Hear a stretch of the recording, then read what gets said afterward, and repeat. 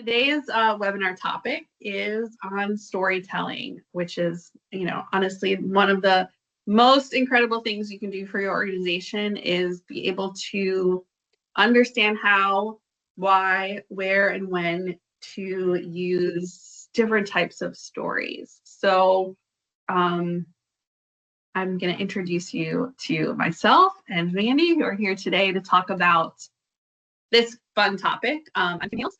I am a senior consultant with SUCUP. I have about 20 years of experience in a variety of different sectors in the nonprofit space, working in a variety of roles, but always in fundraising, marketing, and storytelling. So, Mandy, I'll let you introduce yourself.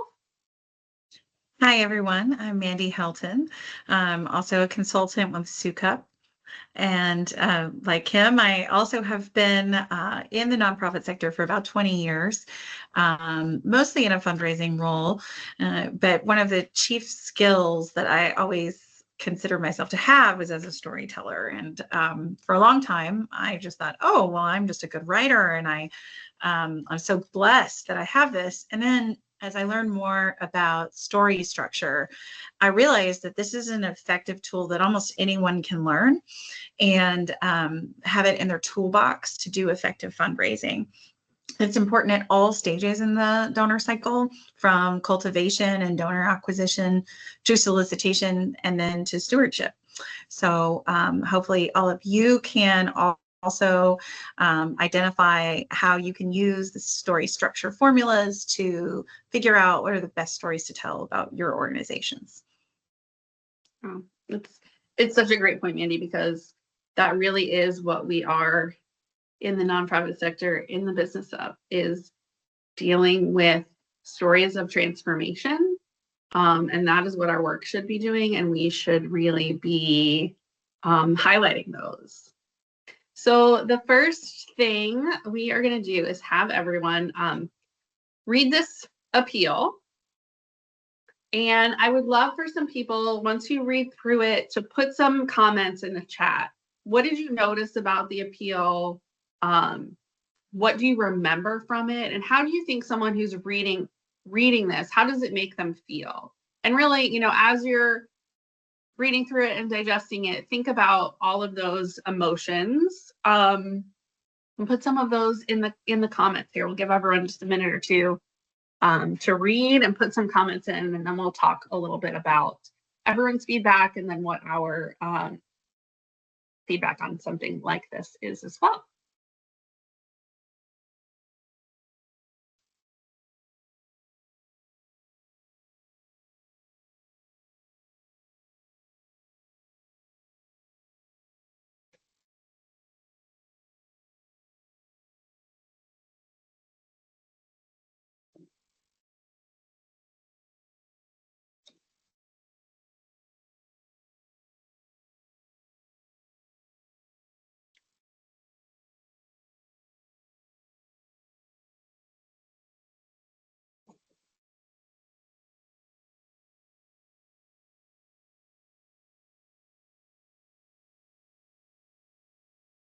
The addition of social media with the number, it's important these days to bridge all possible gaps.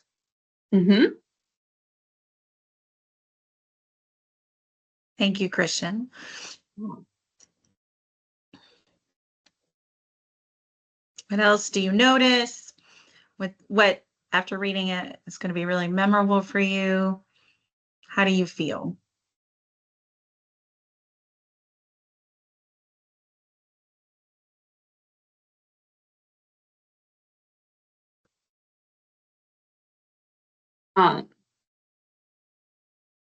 I'm going to, start a little bit with, I feel a connection. I understand who Kyler is and what is happening to them. All right. Michelle says, I'm moved by the appeal, and a picture would be good at if possible. Dash, you were right there, Michelle. We will show you what the photo looked like in a moment. Yeah, there's only so much you can fit on a screen when we wanted everyone to really read that, but absolutely. Perfect. Oh. Rashida, Clear storyline, cause and effect and solution. Yes.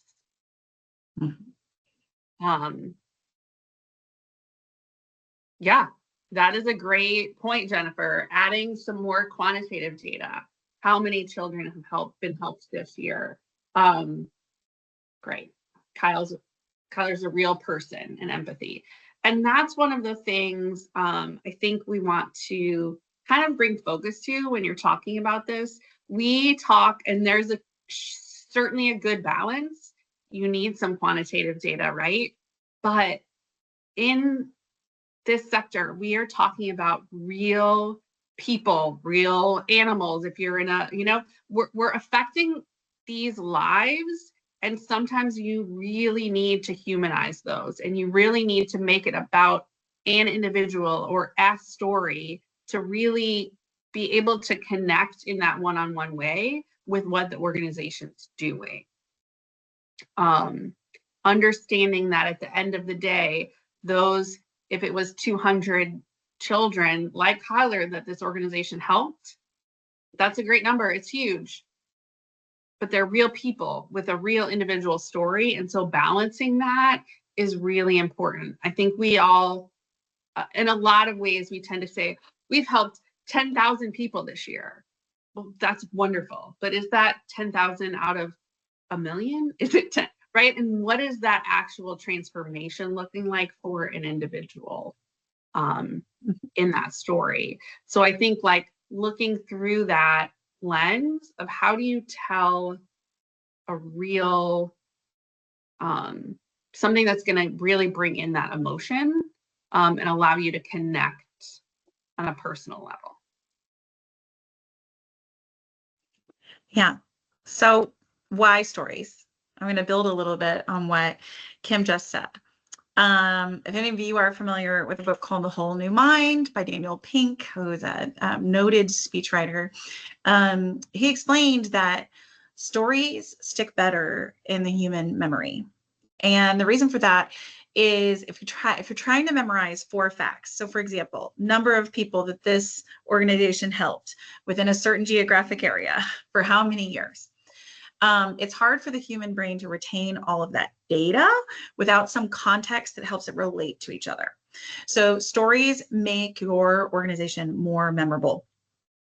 There also is that emotion element that Kim was just alluding to, in that a good story has 2 effects in your brain. The first is cortisol. And we always hear about cortisol as a bad thing.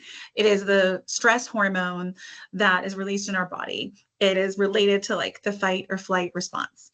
But a good story might educate the listener or the reader about a problem. And it does create a little stress for them because they say, oh, that's a problem that needs to be solved for this person. So that cortisol goes up a little bit in their brain. And then as you explain the transformation that was possible because of your organization, because of donors to your organization, and the resolution that helped address that problem that really made an impact in someone's life, the listener/audience then feels some oxytocin. They feel some relief. They feel warm inside that this problem is solvable and that they might even have a role to play in solving the problem. So these are the reasons why stories are effective, and it's been studied on a neuroscience level. There was a study done where they actually showed prospective donors videos where, yes, the cortisol rose, and then later, after they showed the transformation of the videos, the oxytocin was released. And the data supported that those people were more inclined to be charitable givers after watching these effective visual stories told in the video. I know that we had an earlier question about they'd love to see the photo that went with the story that we just read. And so as you approach your year end, you're not going to tell just one story. In an ideal world, you're going to be telling several stories and stories that build upon each other. So we're really talking about identifying stories and developing stories for your organization today that can be shared with your universe in a series. And so this is what that ad appeared to be. That first story that we read here is related to this photo at the top for protecting children, right? So this is where that story appeared with a visual. It's really important, your image selection. This is, if you're talking about protecting children, this is not a time to use a photo of a child that looks completely safe and happy. Okay, so you're going to do careful image selection as you tell stories to complement the copy on the page. You're going to have consistent branding elements as you build upon your previous story. So here's the second story that was released by Legal Aid, and it's telling another individual story. It's not Kyler's story again. This is a new individual story. And you can even look just in a quick visual scan, you can see that there's more text on this page. They're building and they're giving you more information. But the branding elements and where the image is located, it all looks the same. So it will trigger that memory of, oh, I've seen something about this before. I've already read a little bit about this organization's story. And so that is how your story should scaffold as you go through the season.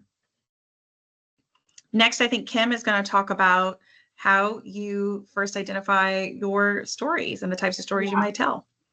I'm going to go a little bit backwards in this and talk a little bit about what's on the bottom of this slide first, in that ethical storytelling caveat, because I think it's really important, and especially as you alluded to in the chat that you wanted a photo and an image, and Mandy really talked about what you're sharing and showing visually. You do have to be really careful about what that looks like, because we want to ensure that we're telling the story in that way that is ethical. If you are going to, and obviously in this example, Legal Aid is not showing individual clients photos of children. So if you work with a vulnerable population, especially children, the likelihood that you're going to share real images is very slim.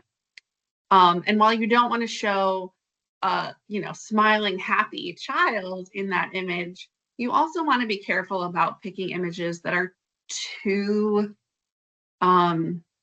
dramatic, I'll say, that almost don't look real, right? Your organizations are doing some incredible things, but don't oversell that either. So I think that image selection and what you're showing people is really, really important, and being really careful about what that looks like, not only in the imagery, but in the story itself, ensuring that you're not, again, overplaying the role that your organization holds, but also not being exploitative. Making sure that you have accountability for who you're talking about and over dramatizing the story. And additionally, if you are going to share even a name change of someone's story, that you are confirming with them that they're okay with that story being told. It is really important. Again, even if you're changing names, you never want one of your clients or anyone who's affiliated with your organization to see a story and think it's about them without them having been asked to share that. Again, even if you're taking out names on that. And I know, Mandy, you have something else to share in that realm. Just, I think also you have to consider the demographics you're representing. And if you're choosing the most exploitative image you could or you do change a name, just making sure you're not being stereotypical or conforming to like the most negative stereotypes about a certain group, being one of the people that you serve. And then I strongly believe that not only are you asking permission for everyone to share their stories, but you're very clear about where and how it will be used so that they're not surprised. And then I like to give them final edit approval. And sometimes that will be the point at which they're like, oh, I'm not comfortable with this, or I'd really like that word changed. But just really thinking about them, keeping them close to your heart. Like, how are they going to feel when they see their story flash across social media? That's like a good way to think about it.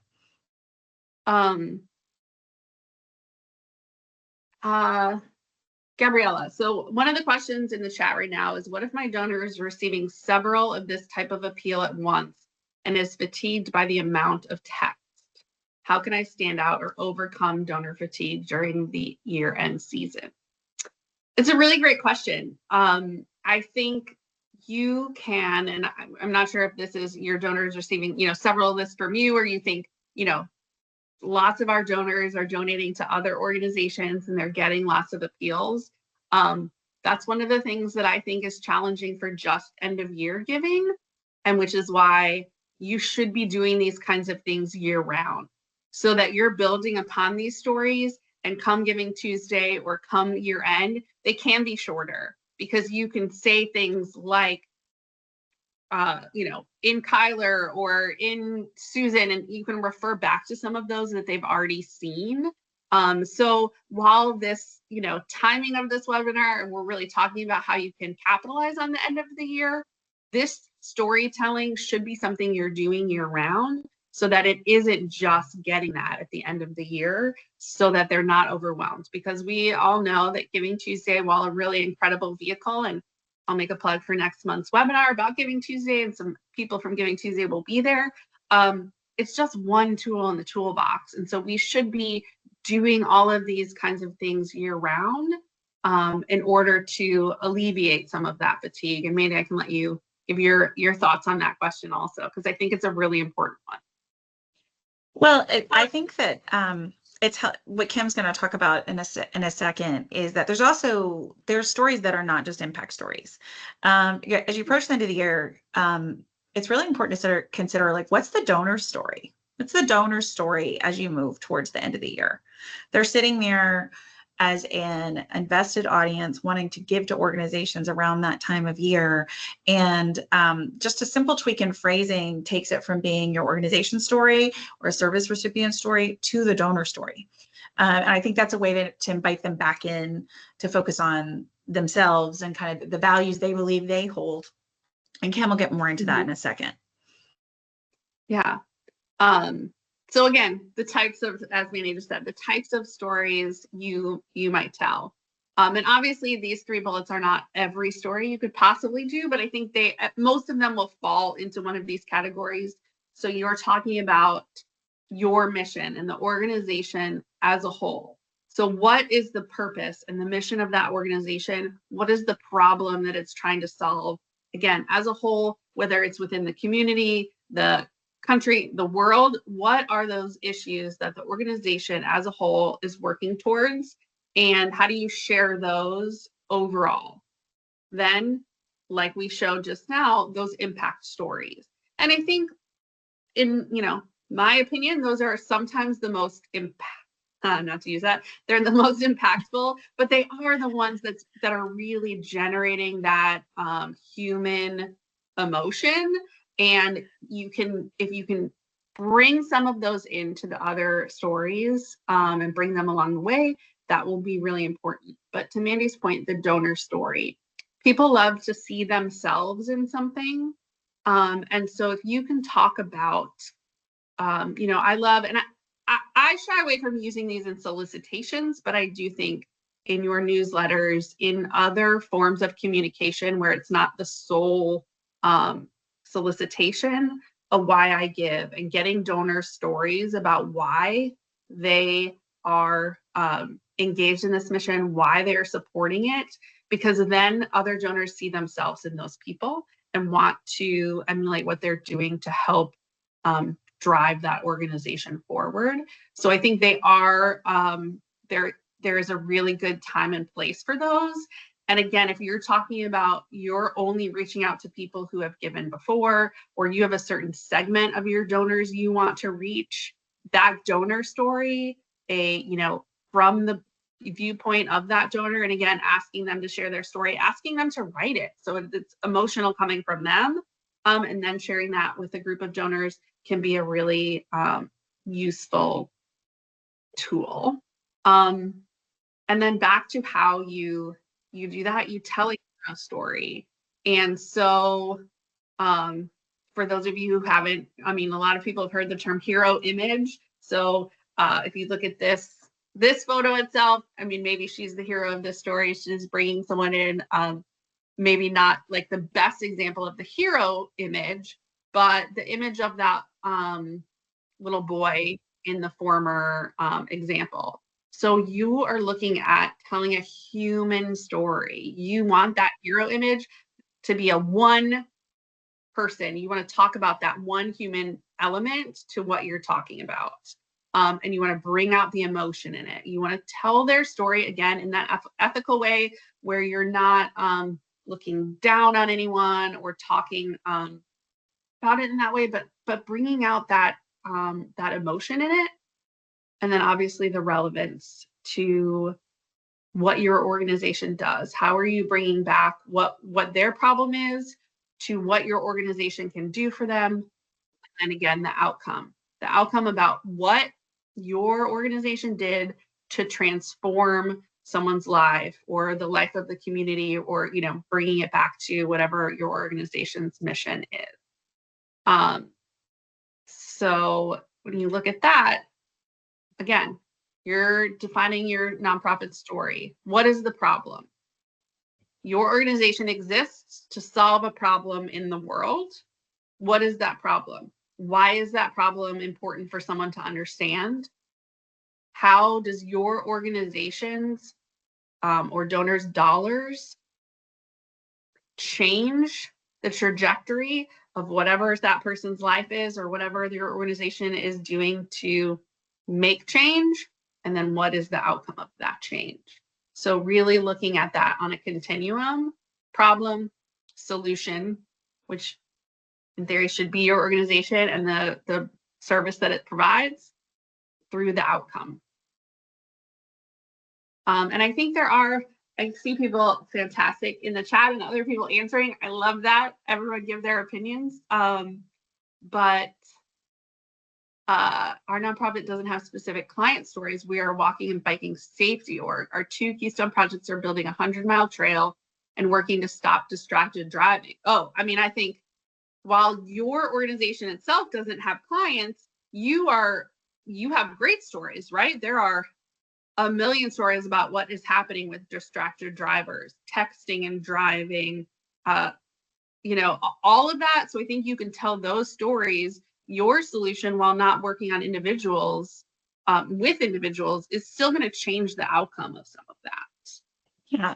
I loved this question, Michelle, because there are lots of nonprofits that don't necessarily regard themselves as having clients or necessarily even working with humans, right? But there are certainly bikers in your area, like cyclists, who can describe how they feel about going on the road in its current state, and why they may not do it, or what's hard about it for them, or the extra safety precautions that they take, right? And then you can talk about, so you can have them identify the problem for you, and they may have a variety of problems and perspectives on what that problem is, and then explain what your organization's doing and what it will look like for a cyclist or a walker in the future once this is done. So I imagine that you have people who care deeply about that issue that could, even if they've never given you organization before, you could say to them, like, what's the problem with this area of town for walking and cycling? And they could give you a soundbite on the spot. So I will transition forward on, you know, we've talked about this formula: problem, transformation, outcome.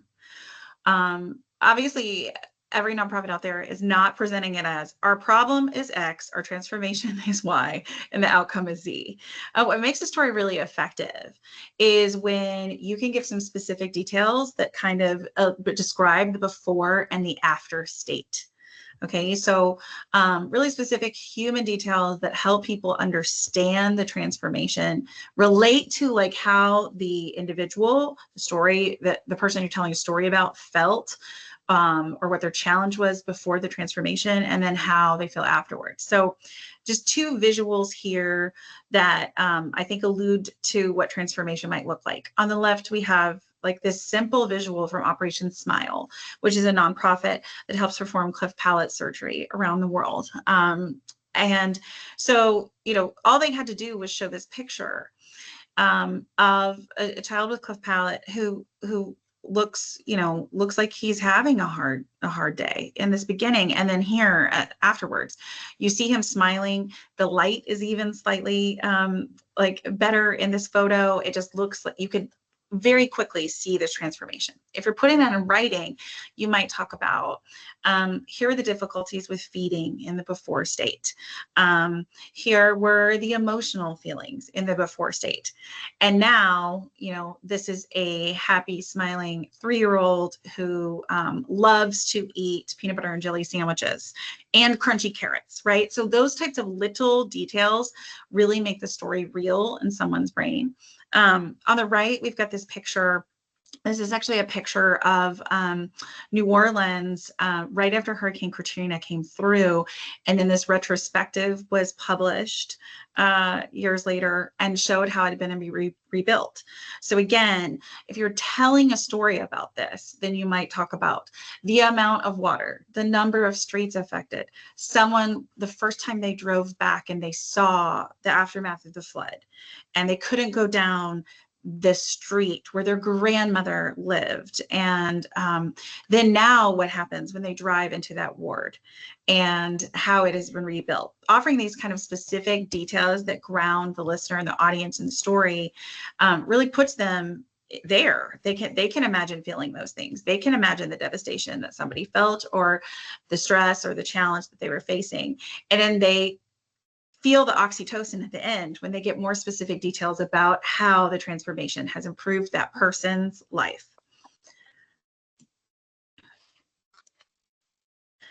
In 2025, I think there could be a common theme to a lot of stories that we're going to tell. And I think we'd be remiss if we didn't talk about this.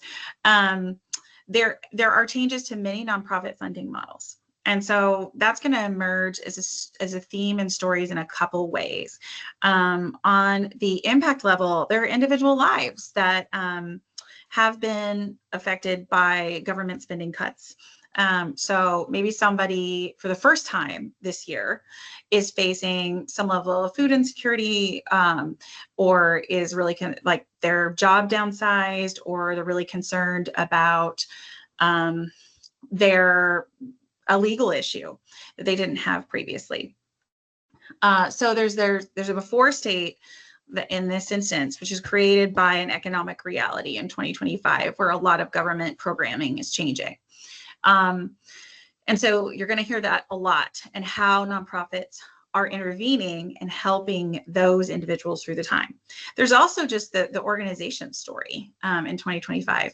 A lot of grants have been thrown into question or have been cut, and government funding is no longer guaranteed. We see in the economic reality that corporations are also changing some of their corporate philanthropy. So previous corporate dollars may not be there. So organizations are going to have a story to tell about, previously we had received this amount in government funding. This is the problem that we're facing now. If we have your help, then we'll be able to continue that program next year in 2026. So this is really putting us in a unique opportunity moment and focusing on the power of individuals and what individual donors can do. If the government dollars aren't there, if the corporate dollars aren't there, the public and the private sector aren't providing, then individual donors really have an important role to play. And that is why we're going to talk about the role of the donor story and the types of donor stories that you can tell.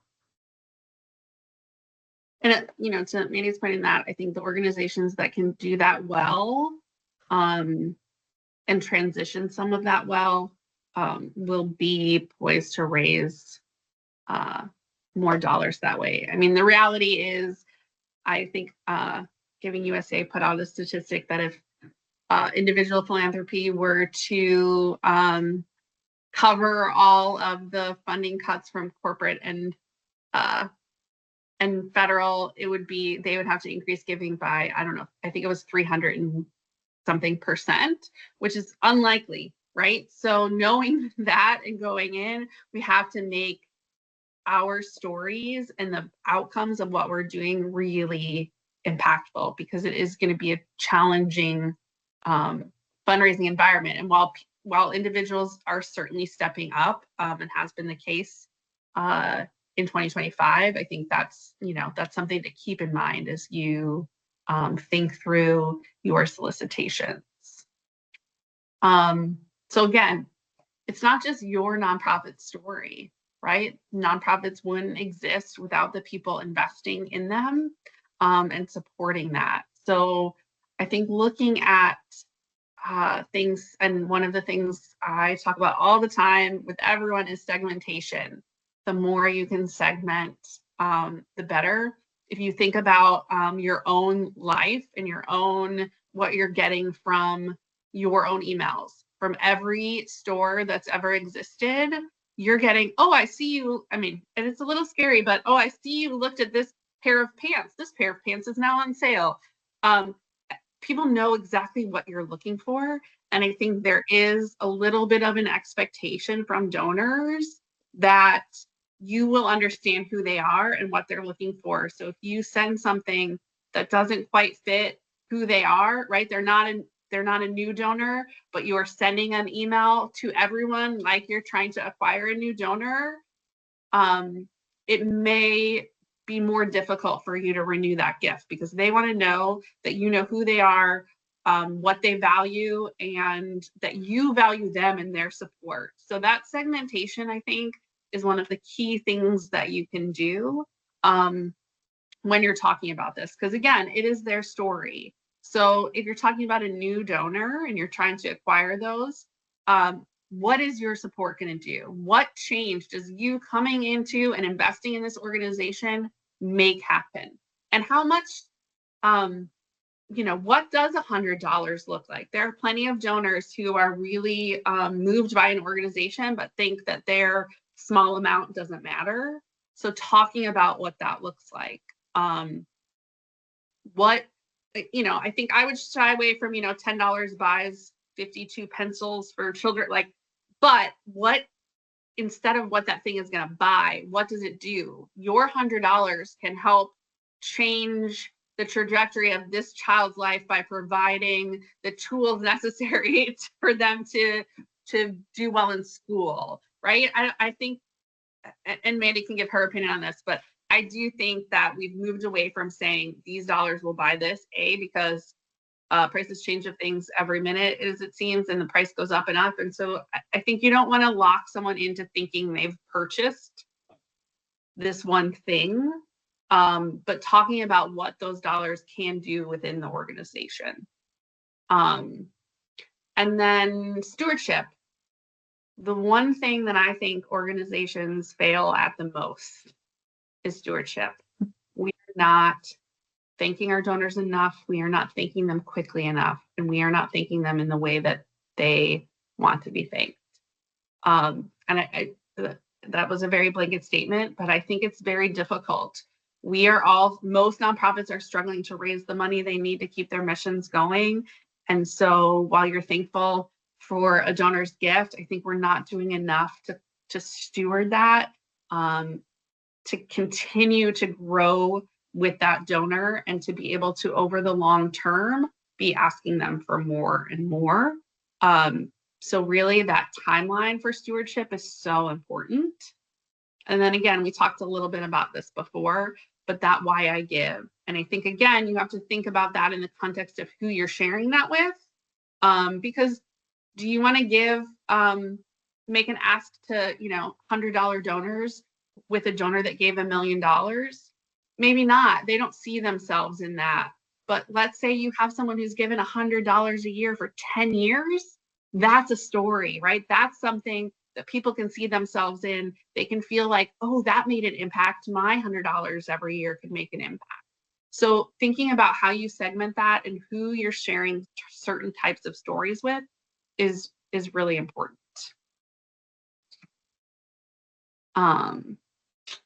Let's go on to the next slide. All right. We know it's coming up on the end of August, which means we're already thinking about end of year gifts and what Giving Tuesday will look like.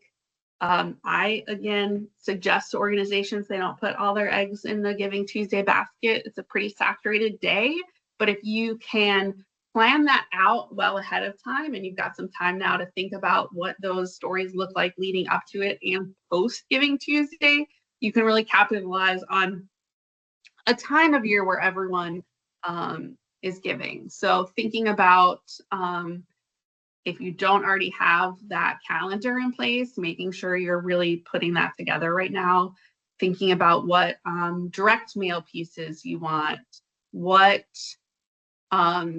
digital campaigns. And I think one of the places where we don't think enough about this in sort of Giving Tuesday and end of year giving, everyone is really focused on getting all of these large, massive appeals going out, but it's those individual donor conversations. You should not be afraid to pick up the phone and talk to donors.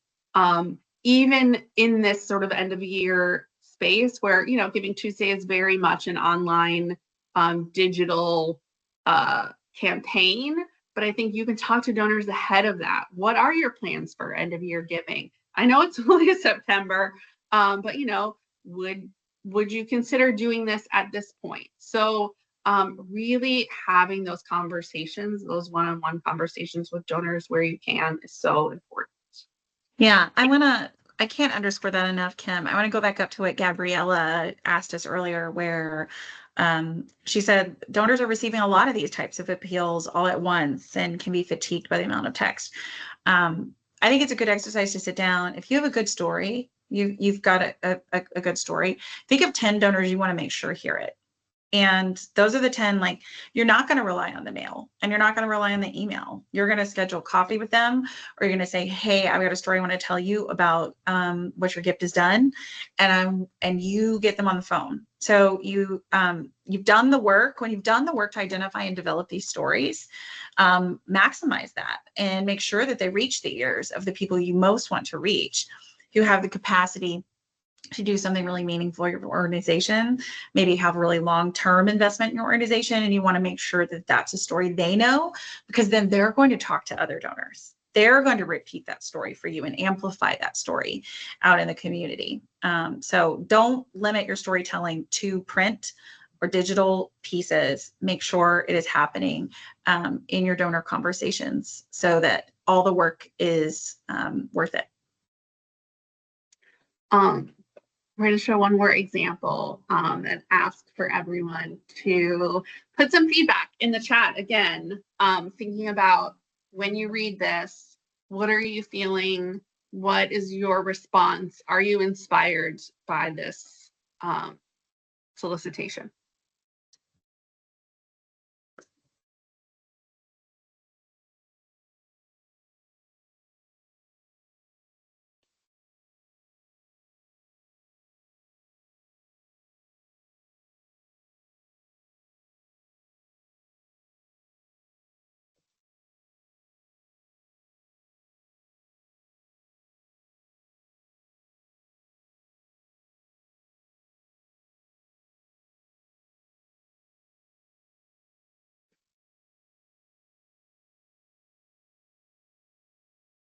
Michelle, I will get back to your question once we do this, because I think that's a really great point you're making. Too generic, Christian. Certainly yes. Not connecting with our emotions.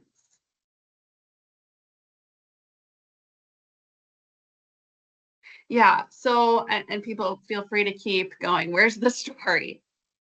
Yeah, donors don't care about your timeline. And I shouldn't say that, but right, like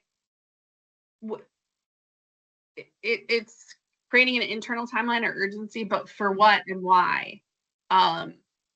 Yes, the end of the year is a good time for donors to give, but that's sometimes for tax reasons, and sometimes they don't care, right? Our internal goal of when we think a campaign, unless we need to finish, right? We're in a capital campaign and the building is about to be built and we need this money right now. This, without explaining why you're 1 week away from that, doesn't have any real urgency to it. You're right, there isn't a story. It doesn't show or tell anything. It's not segmented. Mm-hmm. It's not segmented. It says if you've already made your gift, so they're just keeping everybody in this. They haven't split out donors from non-donors, and yeah. Matt, it's what we typically said. Yeah, Rashida, it is. It's what a lot of, this is a letter I got personally to me from an organization a month ago, which is why, again, use that. I did redact some of it, but it is something that is very common because we are thinking about that internally in terms of reaching our goal or doing something, but what is the goal and for what reason? Jennifer said that perfectly. Why? So there's no real emotional impact to this. And so thinking about that when you're sending it, again, especially around Giving Tuesday and the end of the year, while those are timelines that people generally give, it is maybe a fake urgency for certain things. And so talking about why it's important and not just on the time frame. Yeah. In this case, it looks like this organization's fiscal year is ending. So what an arbitrary deadline. If you are not in that world where your fiscal year ends on June 30th, like that's not a date that most people observe in their life. It's not even as significant as the end of the year. There's not the same emotion about like turning the page and starting a new year. And so it's even more arbitrary in this case. Right. This is a school. They could have said, as our students leave for the summer and we, spend the next 2 months planning and getting ready for them to return and putting things in place. There could have been something around why that's a deadline, but but there wasn't. And I really appreciate the candor from Rashida on it's what we typically send, because it's so true. I mean, I've sent emails like this myself because I couldn't get a story approved in time, or somebody objected to, like, just keep it short and sweet and keep it focused on our goal. But again, it's really not the organization story that is most effective. Most of the time it is either an impact story or a donor story. And so as we move into the real end of the year, it is important to note the season. It is definitely important to note the season and to leverage the urgency that's created by our society and by Giving Tuesday and by other nonprofits who are reminding people that it's year end. But there are much more emotional hooks that you can that you can use to identify a good story to tell. So what is the winter season going to mean for someone that you serve? Are you serving a population where the cold is really going to affect them? There are holidays towards the end of the year. What is a family going to go without being able to do something for a holiday? Because then that's a problem that you should hook onto. What is somebody maybe facing in the new year because of some change in funding models in 2026 that's impacting their life or even your organization's life? So figure out what your campaign story can be, and it should have some proximity to this timing. But Giving Tuesday itself being a deadline is not the emotional part. The emotional part is that you're moving into winter, there's holidays, there's a new year. And if you don't make your story relevant to this time of year, other people will. Other nonprofits are going to make their stories relevant. And again, remember, we go to stories because they give us the context. They give the audience the context to remember the data. And so if you're telling a story and you ground it in this time of year, that makes it more relatable for the audience. It helps them remember the facts and the data you want to share, and it helps your story stick in their memory better when they are going online to make all their gifts around this time of year. And I want to answer. So Michelle asked about, their fundraiser is always the Sunday after Thanksgiving. They only do a small push. No, I think that's fine. I don't think organizations have to participate in Giving Tuesday in that way if it doesn't make sense for them. You're already doing something. I would say spend Giving Tuesday, give your volunteers lists of donors who gave, and make that be a thankathon on Giving Tuesday. So you're doing something with it. On this Giving Tuesday, we want to thank you for your support. It doesn't have to be, because again, I think there is sometimes a saturation, and this is another way you can stand out. Oh wow, they just called to thank me. again, you've already just done this big push right around that time and ahead of that. So I think it's a perfect time to be saying thank you and not focusing on that too much. I don't know that it works for every organization, and you can kind of determine for you what that looks like. I don't think you're losing out by not doing it that way. Good. Very good point, Kim. So we wanted to give everybody maybe for like 3 or 4 minutes you've taken the time to come to this call.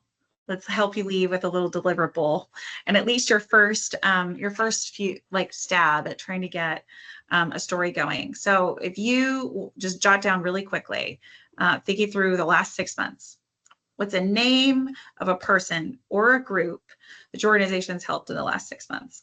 Or in Michelle's case, what segment of highway and trail have you all been working on the last 6 months? What has changed in that time frame? What does that what has been the transformation the next 6 months? And it may not be a complete transformation. You may not be completely out the outcome, but is there a plan for there to be an outcome? Is there something in process that where you know that there will be a better outcome? And then think about, how is a donor a part of that? How can you invite the donor into understanding what their donation did in that person or organization's story? And we'd love to see in the chat anybody who feels like they've got those 3 questions answered in a way. And you don't have to share that. If you do, please do. But this is really an exercise for you to take away, to think about how you're going to use some of this information to frame your stories going forward. Michelle, yes, unfortunately, our work is a long process. Yes. And that is, I mean, I think it's fair, but I also think that's something to share with your donors. You be honest. And I think that's one of the things that that sometimes we don't, I'm not saying we're not truthful, but I think we want things to happen quicker than they actually can in reality. But being upfront about this is a 5-year project. This is a 10-year project. This is what it looked like when it's completed. But these are the milestones or the steps along the way, and sharing that so that they can see that there's progress, but it's not going to be solved.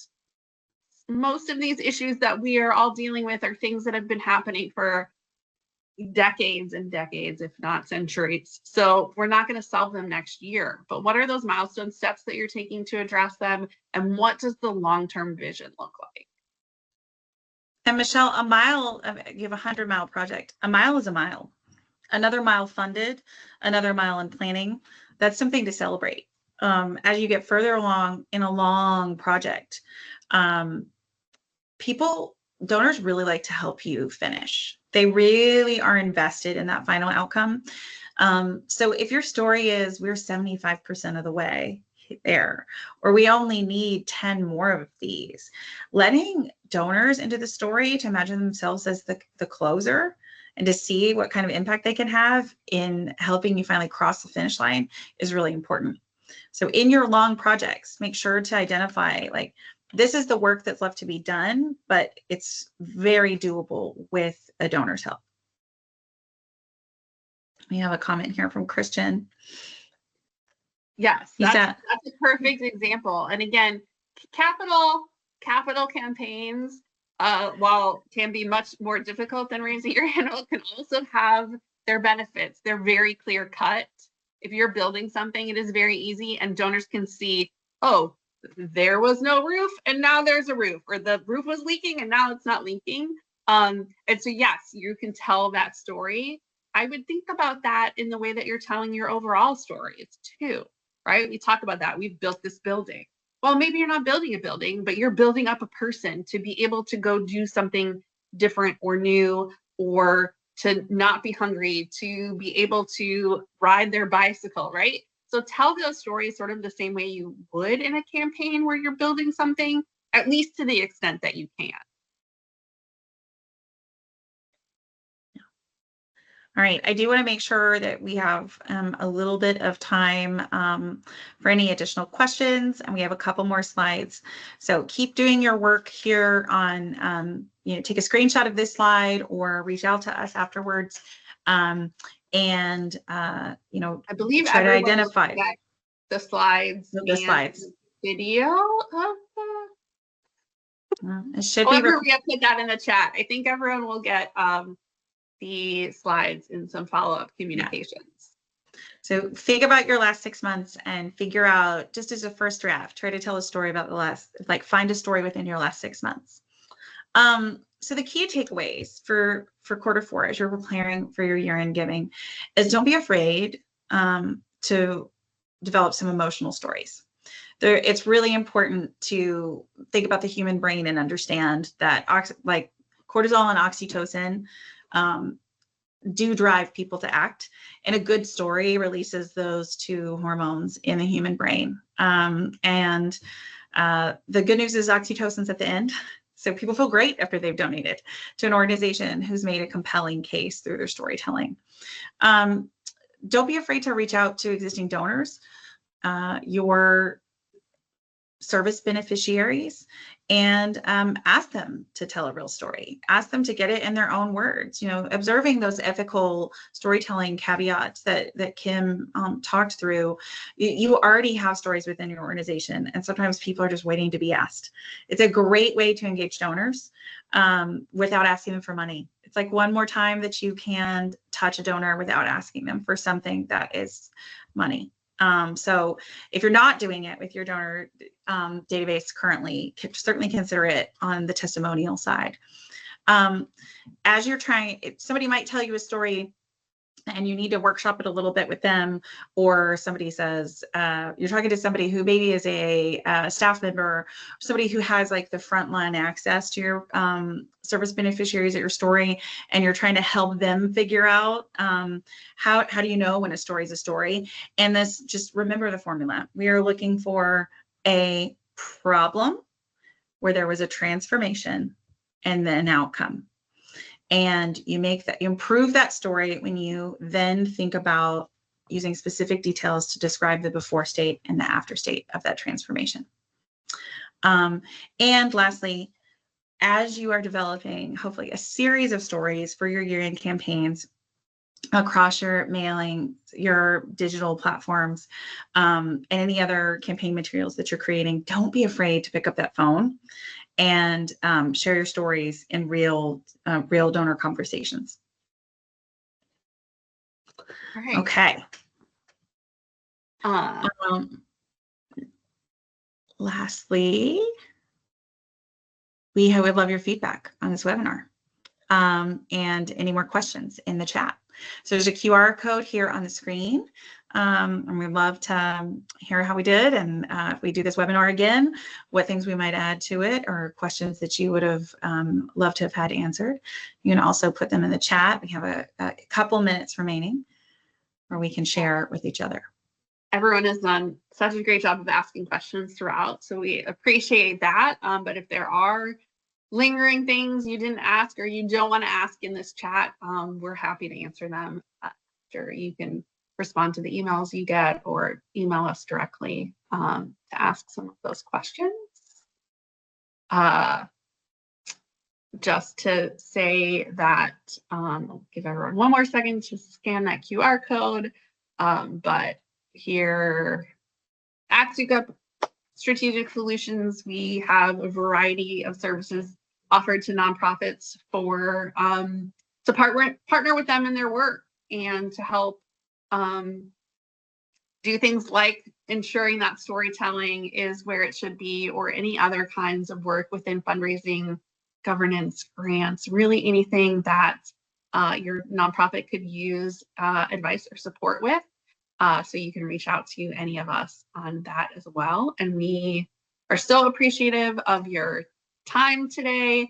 Again, you'll get some of this information sometime post this webinar, but also feel free to reach out. We're happy to answer questions or to give any feedback on anything that came up as a result of information you learned today.